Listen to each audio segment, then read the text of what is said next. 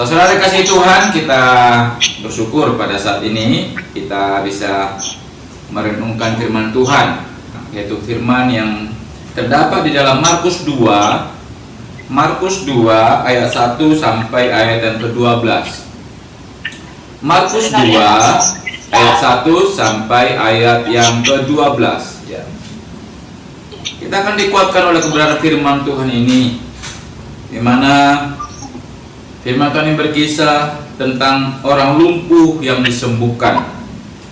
Nah, kita akan mengangkat satu tema dari pembacaan ini nanti adalah mengalami kuasa kemuliaan Tuhan. Nah, kita rindu kita mengalami kuasa kemuliaan Tuhan, bukan hanya menyaksikan, melihat, tetapi kita mengalaminya di dalam kehidupan kita.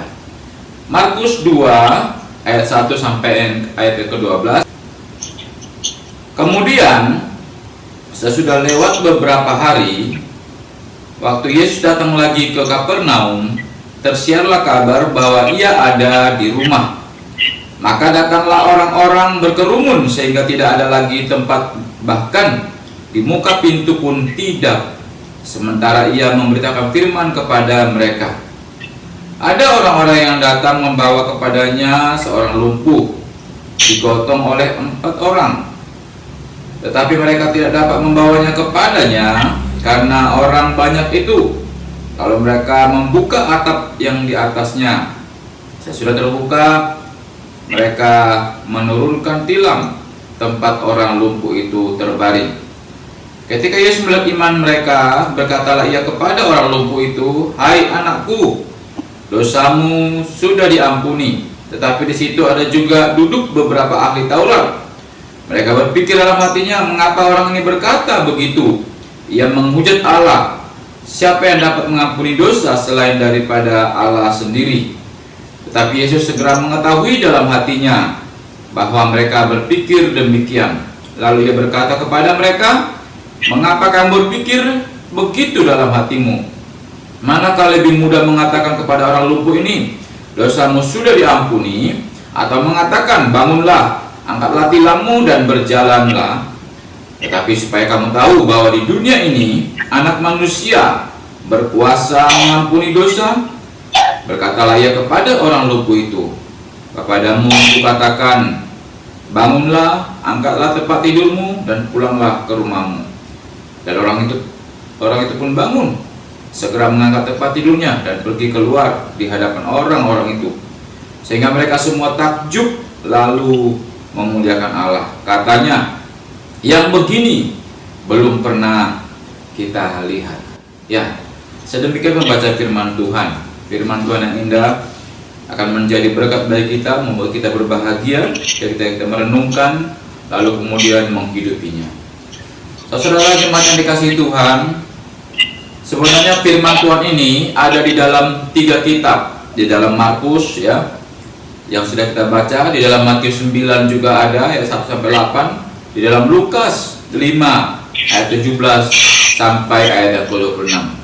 Oleh karena itu, mari kita lihat ya. Tadi kita sudah baca Markus, dan coba kita merenungkannya dari dalam Lukas 5. Sekarang semuanya membuka Lukas 5. Saya ingin kita membaca kitab-kitab yang paralel, kitab-kitab yang sejajar, kitab-kitab yang menceritakan hal yang sama, tetapi menekankan dari berbagai sikap, dari berbagai pemikiran, dari berbagai cara pandang. Kita melihat di dalam Lukas yang ke-5. Lukas yang ke-5 ya, ayat yang ke-17. Karena mereka tidak dapat membawanya masuk, berhubung dengan banyaknya orang di situ, naiklah mereka ke atap rumah, lalu membongkar atap itu dan menurunkan orang itu dengan tempat tidurnya ke tengah-tengah orang banyak, tepat di depan Yesus. Kalau tadi kita membaca di dalam Markus, dikatakan mereka membuka atap itu. Tetapi di dalam Lukas, penulis Lukas itu mengatakan dia membongkar atap itu. Jemaat yang dikasihi Tuhan, kisah ini dimulai adalah bahwa Yesus sedang menceritakan atau menyampaikan firman Tuhan ya, di daerah Kapernaum, di dalam sebuah rumah dikatakan di situ. Nggak tahu rumah itu sebesar apa, nggak diceritakan.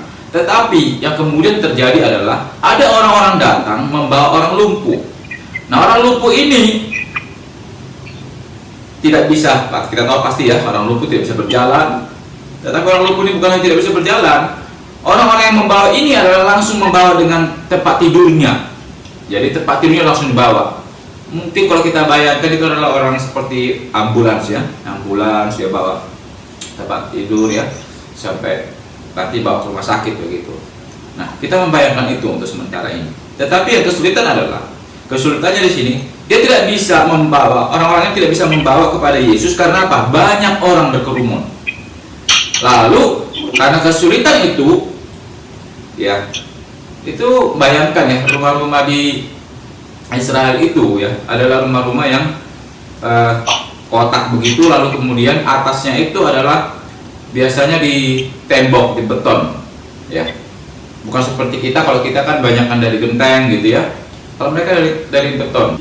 Nah, tetapi dalam kisah ini ya, karena begitu sulitnya mereka masuk dari bawah, dari pintu, akhirnya mereka harus naik dari atap. Nah, yang saya pikirkan adalah siapa orang ini, ya, dan siapa orang yang sakit lumpuh ini, dan siapa orang-orang yang membawa orang yang lumpuh ini. Itu yang saya pikirkan. Tetapi Alkitab ini tidak menceritakan nama orang yang lumpuh itu siapa, lalu kemudian siapa orang yang membawa ini pun tidak diceritakan nama-namanya, tidak tercatat di sini. Dengan kata lain, Tuhan tidak sedang berbicara siapa orang ini, tetapi apa yang dilakukan orang ini. Nah, ini yang harus kita perhatikan. Nah, kadang-kadang kita secara manusia berkata siapa orang itu, tetapi tidak berpikir apa yang dilakukan orang itu. Nah, ini penting. Alkitab ketika dia mencatat kisah ini dalam 3 kitab, baik itu Matius, baik itu Markus, baik itu Lukas, tidak menceritakan siapa nama orang yang lumpuh itu, lalu siapa saja orang yang membawa orang lumpuh itu. Nggak diceritakan sama sekali. Apakah ada hubungan keluarga? Apakah orang-orang ini adalah pemuka? Apakah orang-orang ini memang awalnya adalah orang baik? Apakah orang-orang ini adalah memang orang tenaga medis yang membawa orang sakit begitu? Tidak diceritakan di sini. Tetapi yang diceritakan dari ayat 19 adalah mereka mengalami kesulitan. Ketika mereka mengalami kesulitan, mereka tidak berhenti sampai di situ. Mereka terus berjuang. Walaupun mereka harus membuka atau membongkar atap, mereka melakukannya. Demi apa? Demi supaya bisa orang lumpuh ini bertemu dengan Yesus secara langsung, lalu kemudian Yesus, harapan mereka adalah bisa menyembuhkan dia. Menyembuhkan dia. Nah, itu tujuan mereka, itu kerinduan mereka. Dan lihat apa yang terjadi. Karena dia memang, kita tahu akhirnya adalah menyembuhkan dia. Nah, saudara yang kasih Tuhan, kisah ini adalah sedang menggambarkan banyak hal, tetapi kita hanya mengambil 2 hal saja. Pertama, dari kisah ini kita melihat bahwa ketika ada kesulitan, orang-orang ini tidak berhenti. Padahal kesulitan yang mereka hadapi adalah bukan kesulitan untuk diri sendiri, tetapi untuk menolong orang lain. Menolong orang lain yang sedang lumpuh itu. Nah, ada orang mengalami kesulitan untuk diri sendiri, lalu dia berusaha. Tetapi orang-orang di sini digambarkan adalah orang-orang yang mengalami kesulitan ketika dia menolong orang lain. Nah, saudara kasih Tuhan,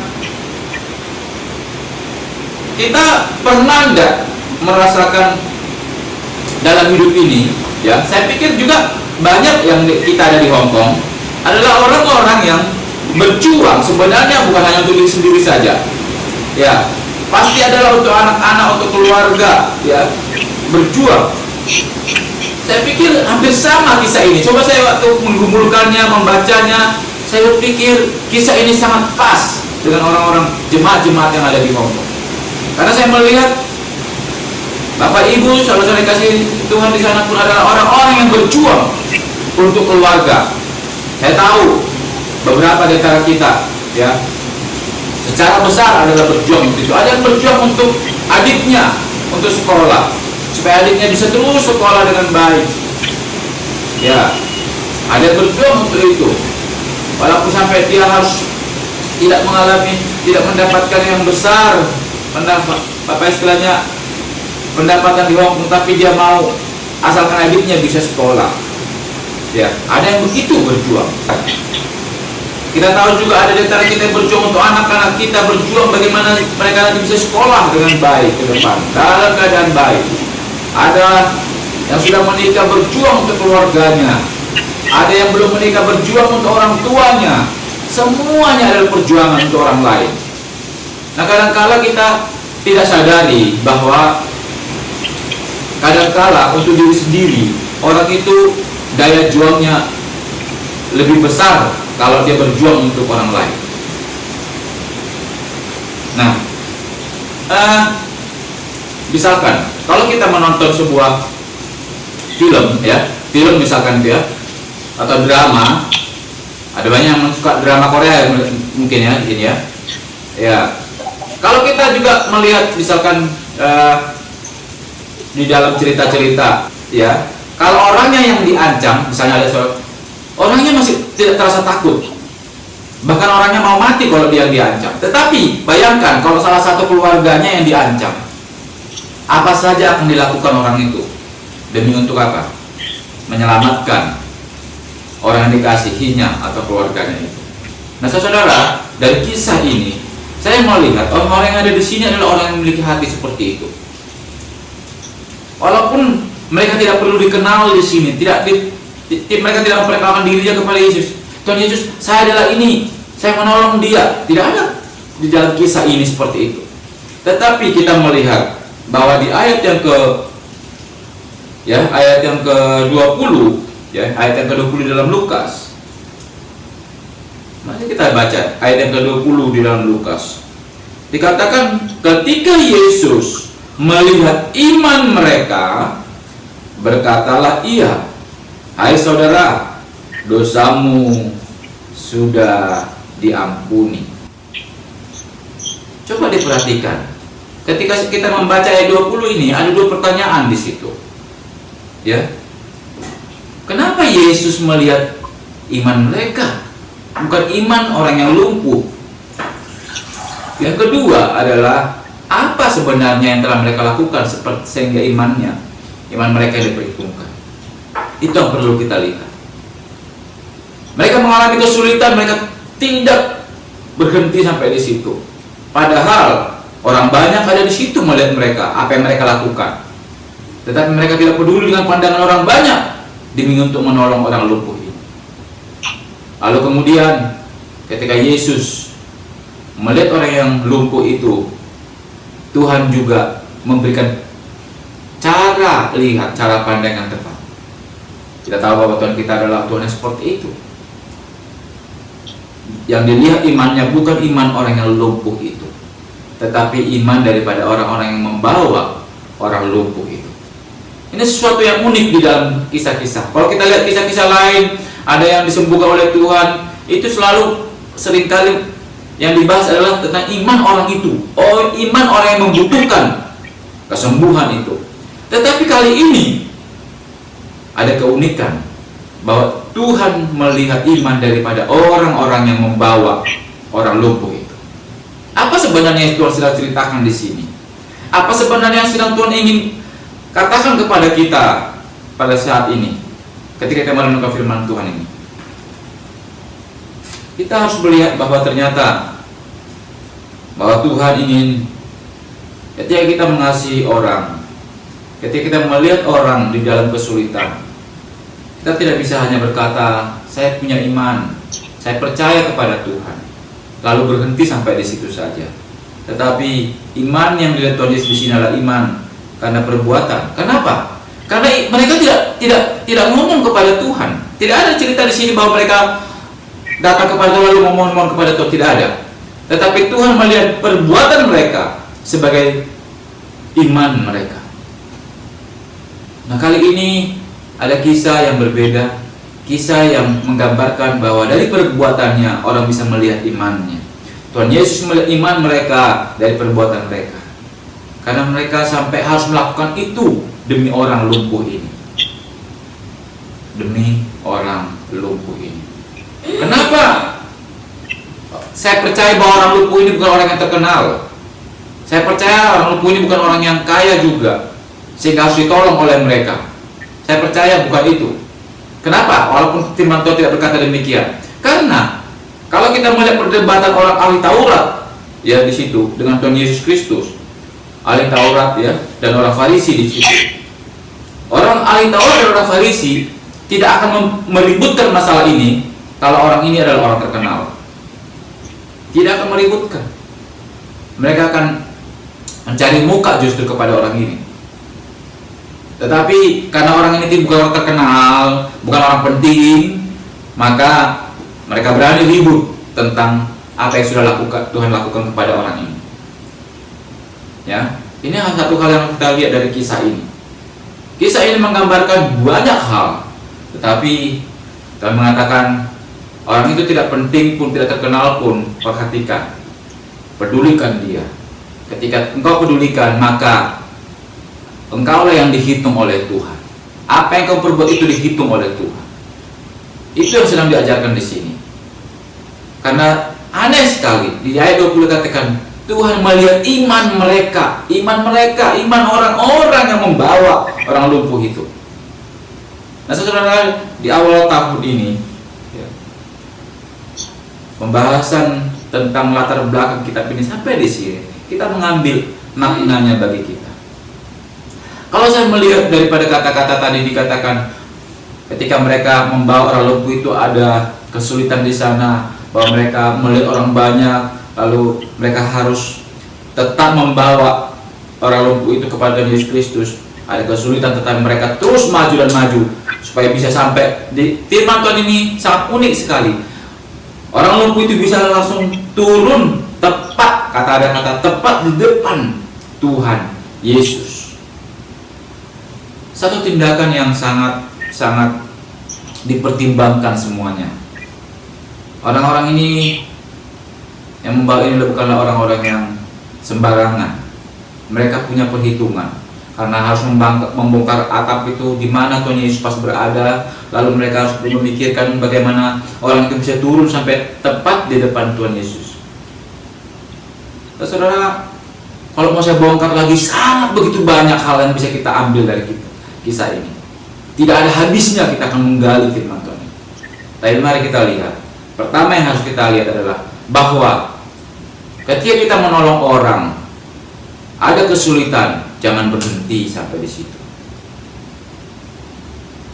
Tolong dia bukan dalam hal yang biasa, artinya yang sebenarnya dia bisa lakukan, tetapi dia tidak lakukan.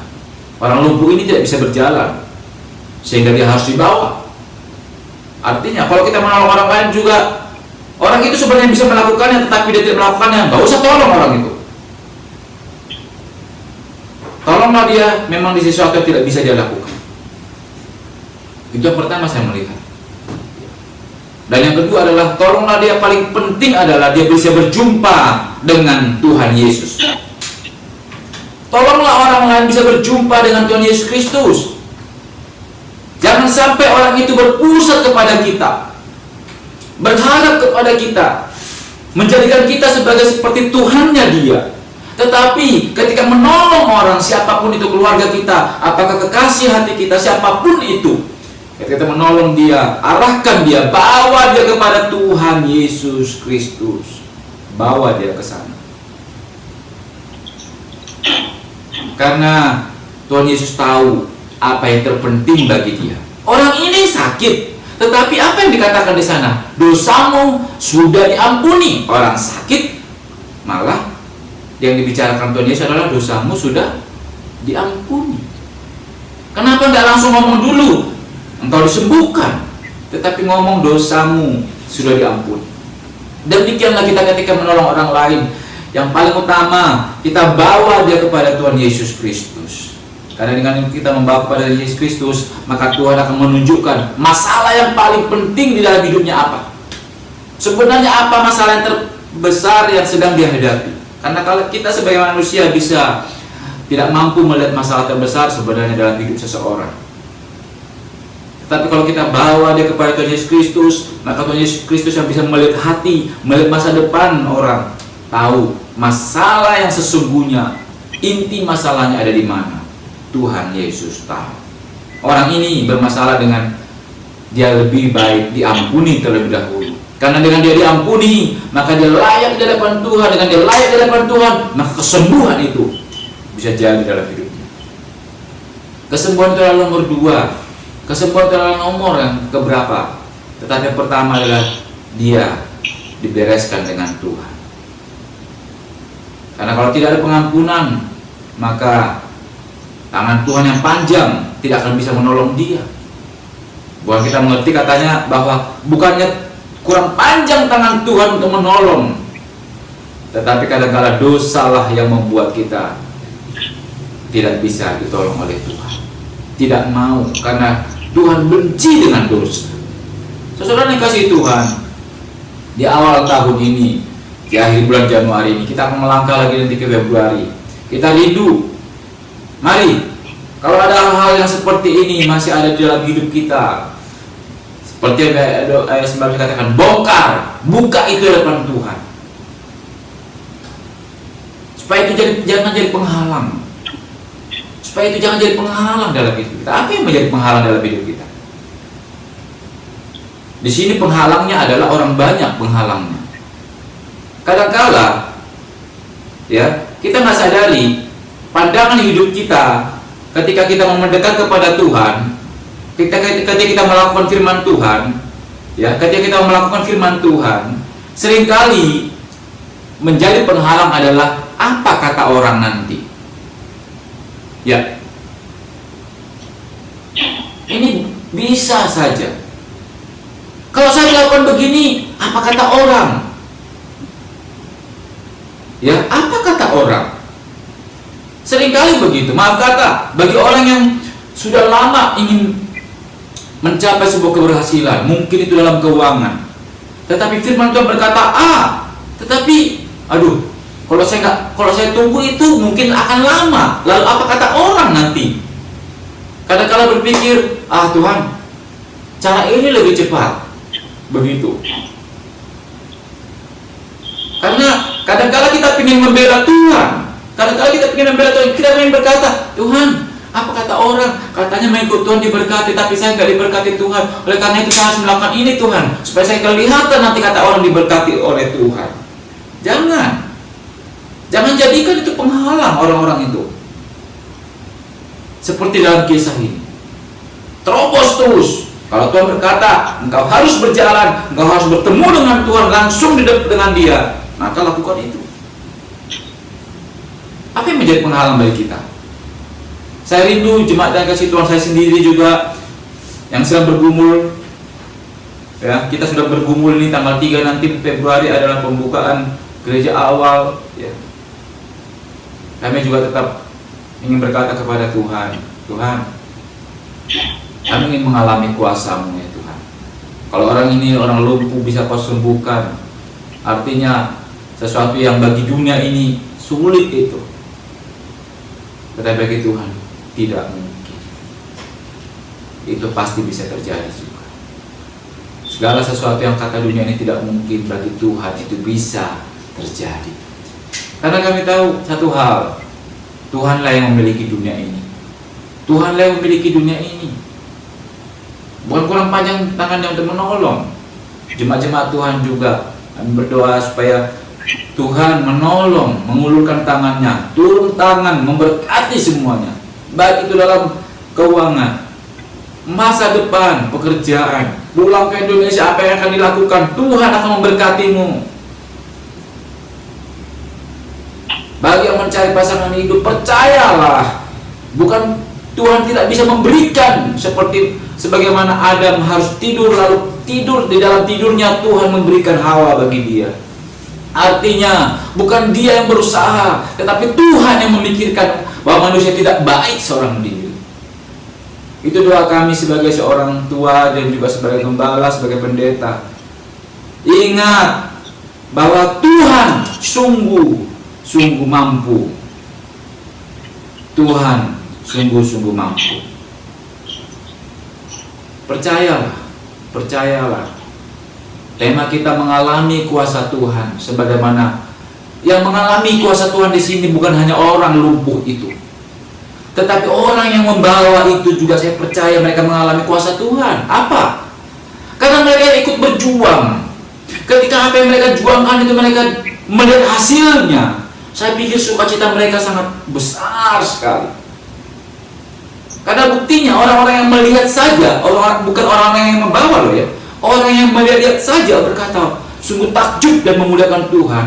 Lalu mereka berkata, oh yang begini nih belum pernah kami lihat. Mereka saja merasa heran, mereka saja diberkati. Jadi di sini ada 3 hal. Orang yang mengalami, orang yang orang lumpuh itu mengalami berkat, mengalami kuasa Tuhan. Orang yang membawa orang lumpuh itu juga mengalami kuasa Tuhan. Bayangkan, kita sebagai orang tua, kita yang berjuang, lalu kita melihat anak-anak kita suatu saat berhasil. Bagaimana sukacita kita? Oh, keluarga kita berhasil. Dan kita tahu itu adalah karena kita berusaha. Seperti orang-orang yang berusaha, lalu mereka melihat berhasil. Suatu saat mereka berkata, tidak sia-sia segala susahku itu. Seperti itulah juga hati kami ketika mendengar kalau ada jemaat yang hidupnya berhasil, hidupnya sukacita, hidupnya dipenuhi oleh hal-hal yang baik, maka kami pun juga bersukacita, berbahagia dalam hidup ini. Kelelahan kami di dalam segala usaha ini, kalau untuk memperkaya diri, untuk apa lagi? Karena kekayaan itu adalah jiwa-jiwa di hadapan Tuhan ini. Itulah investasi yang terbesar dalam hidup kami. Oleh karena itu, sama seperti mereka, orang yang membawa orang lumpuh itu juga merasakan berkat Tuhan, merasakan sukacita Tuhan. Karena apa? Yang diperjuangkannya berhasil. Berhasil. Nggak peduli dengan kata orang. Orang pasti berkata, jangan lakukan itu, kami lagi mendengar ini. Ngapain langsung bongkar-bongkar atap itu? Bisa jadi dalam cerita itu terjadi seperti itu. Tetapi mereka tidak peduli itu, karena mereka peduli kepada orang lumpuh ini. Mereka punya fokus, tujuan yang tertuju terus kepada Tuhan, yaitu Tuhan Yesus. Dan saudara, di awal tahun, masih saya ingatkan Januari ini, ingin mengalami kuasa Tuhan? Kalau ingin mengalami kuasa Tuhan, kita belajar dari kisah ini. Mengalami kuasa Tuhan bukan selalu harus memperjuangkan untuk diri sendiri, memperjuangkan untuk orang lain pun, seperti yang kita lakukan sekarang ini. Di situ kita bisa mengalami kuasa Tuhan. Dan justru Tuhan melihat iman kita, menghargai iman kita, tahu dengan tepat apa yang sedang kita lakukan. Lihat di sini, Tuhan tidak mempertimbangkan iman orang lumpuh itu. Saudara, di dalam keluarga kita pasti ada orang-orang lumpuh seperti ini, yang banyak dosanya seperti orang ini. Karena Tuhan pertama sekali tidak berbicara kepada dia tentang kesembuhannya, tetapi berbicara tentang dosa-dosanya. Sekarang kita tahu, saya tidak perlu sebutkan siapapun, tapi dalam hatimu dan pikiranmu pasti merasakan orang-orang di Indonesia ini. Kau berjuang di sana dengan berat, mungkin mereka di sini dengan enak-enak saja hidupnya, seperti orang lumpuh, tidak bekerja, tidak melakukan apa-apa.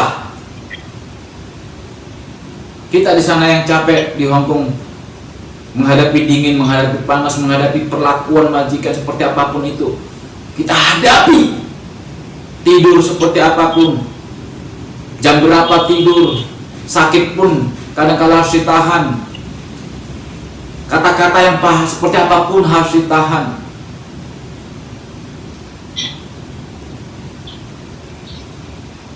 Itu adalah seperti mereka ini. Mereka yang berjuang membawa orang lumpuh itu, supaya orang lumpuh itu bisa berjalan. Tetapi Tuhan tidak melihat hal yang paling utama dalam hidup orang itu adalah berjalan, tetapi dosanya diampuni oleh Tuhan. Berdoalah kepada orang-orang yang selama ini juga seperti orang lumpuh ini, yang selama ini menjadi beban bagimu. Bawa dia kepada Tuhan, supaya itu tidak menjadi beban kita lagi. Bawa dia kepada Tuhan, supaya itu tidak menjadi beban kita lagi. Amin. Mau membawa itu kepada Tuhan? Bawa dia kepada Tuhan. Siapa sekarang menjadi beban di dalam hidup kita? Bawa kepada Tuhan. Anak kita kah? Pasangan hidup kita kah? Keluarga asal kita kah? Bawa dia kepada Tuhan. Seperti orang lumpuh ini, maka Tuhan akan mengampuninya. Ketika Tuhan sudah mengampuninya, maka Tuhan akan memulihkan keadaan. Jangan biarkan semua itu beban itu ada di dalam kita. Kita bawa terus seperti orang lumpuh ini, dibawa terus kemana-mana saja. Bawa dia kepada Tuhan. Bawa dia kepada Tuhan. Saya sebagai wakil Tuhan yang hari ini menyampaikan isi hati Tuhan. Tuhan ingin orang-orang itu tidak hanya kita berikan makan, tidak hanya kita berikan minum, tidak hanya kita berikan mereka kecukupan-kecukupan, tetapi bawa mereka kepada Tuhan. Doakan mereka. Kita bisa sebagai orang yang mengasihi mereka datang kepada Tuhan. Tuhan, mohon ampuni dosa-dosa mereka. Sebutkan nama mereka. Kasihani mereka Tuhan. Pulihkan keadaan mereka. Berikan mereka menjadi orang-orang yang tidak lumpuh secara pemikiran. Orang-orang yang tidak lumpuh artinya tidak mau bergerak untuk maju bekerja. Doakan mereka.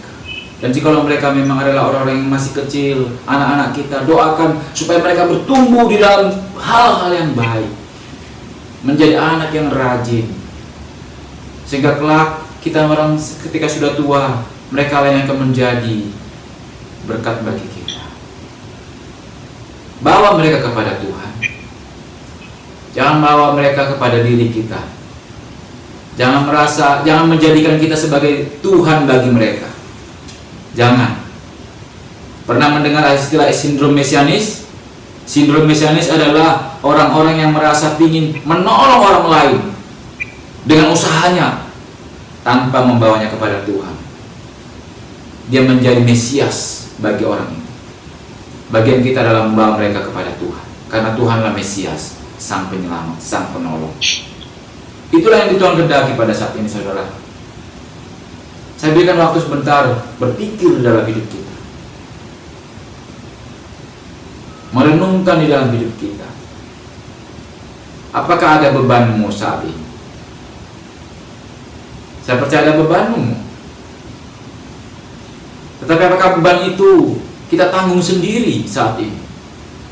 Saya tidak ingin dari Januari, Februari sampai nanti Desember beban itu kita bawa terus.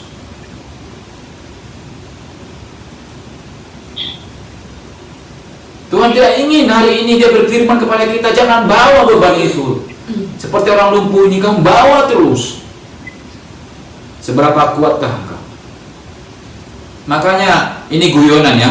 Makanya penyanyi tak gendong kemana-mana itu meninggal kan? Karena apa? Digendong terus sama dia. Tak gendong kemana-mana gitu.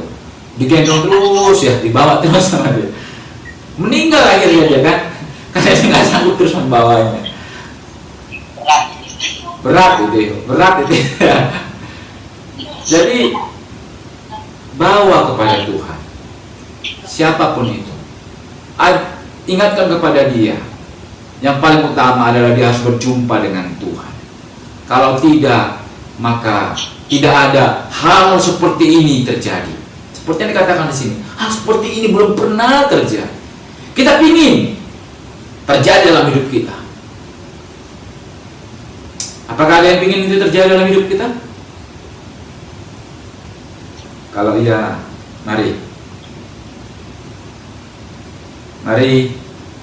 seperti kisah ini. Mereka membawanya kepada Tuhan. Ada penghalang, mereka tidak peduli. Apa kata orang itu bukan urusan. Kalau kata-kata orang itu yang melemahkan kita, membuat kita tidak datang kepada Tuhan, maka hiraukan itu. Tetapi kalau kata-kata orang itu mengingatkan kita adalah supaya kita semakin mendekat kepada Tuhan, itu yang benar. Itu yang benar. Saudara yang kasih Tuhan, saya rindu dengan sangat sekali mengalami kuasa Tuhan. Apa yang menjadi bebanmu seperti orang lumpuh ini, mungkin itu bebannya terhadap orang lumpuh ini ditolong oleh Tuhan, sehingga kita pun tidak lagi merasa ada beban lagi. Dan kita pun merasa sukacita dalam hidup ini. Karena apa? Orang-orang yang selama ini kita perjuangkan itu berhasil di dalam hidupnya. Betapa sukacitanya. Oleh karena itu,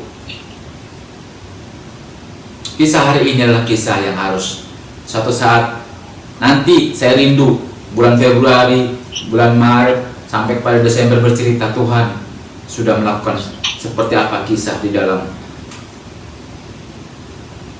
firman Tuhan itu. Orang lumpuh dalam tanda kutip yang selama ini menjadi beban bagi saya, itu sudah tidak lagi menjadi beban bagi saya. Justru orang lumpuh itu semakin membuat menjadi sukacita bagi saya, karena dia sudah dipulihkan oleh Tuhan, sudah diampuni oleh Tuhan. Saudara kasih Tuhan, mari ingatlah ini, bahwa Tuhan memperhitungkan segala apa yang kita lakukan di hadapannya. Tuhan ingin kita mengalami kuasa-Nya. Pertama, kita peduli terhadap orang lain, itu baik. Saya peduli kepada orang lain harus pada akhirnya harus membawa dia kepada Tuhan Yesus Kristus. Jangan tanggung terus beban itu. Yang kedua, apa yang kita lakukan itu sekalipun manusia tidak melihatnya, seperti dalam kisah ini tidak dicatat siapa orang-orang itu, tetapi Tuhan melihat isi hati kita. Jangan seperti orang Farisi dalam kisah ini dalam ahli Taurat yang hanya mendengar tetapi mereka tidak mengenal Tuhan. Siapa orang ini? Itu pertanyaan mereka. Tetapi saya rindu semakin lama di persekutuan Saint Like Star akan semakin mengenal Tuhan. Dan bukan hanya mengenal, tapi mengalami kuasa-kuasa demi kuasa, kuasa demi kuasa daripada Tuhan, dan merasakan sukacita dalam hidup ini, sehingga bisa berkata, Tuhan, aku bersyukur bisa mengenal-Mu, aku bisa bersyukur menjadi anak-Mu, aku bisa bersyukur Tuhan di dalam hidup ini bahwa hidupku Engkau kasih, Engkau tolong sampai di sini, Ebenezer, dan Engkau akan tolong kami terus menyertai kami. Alami kuasa Tuhan di dalam persekutuan. Tetaplah peduli kepada orang-orang lain. Dengan ada orang-orang yang peduli dalam persekutuan kita, maka saya percaya orang lain akan melihat bahwa persekutuan ini punya perbedaan dengan persekutuan yang lain.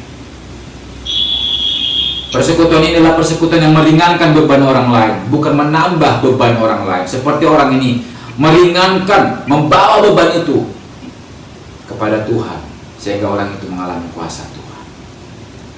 Mari, jiwa-jiwa akan semakin Tuhan tambahkan di Hong Kong.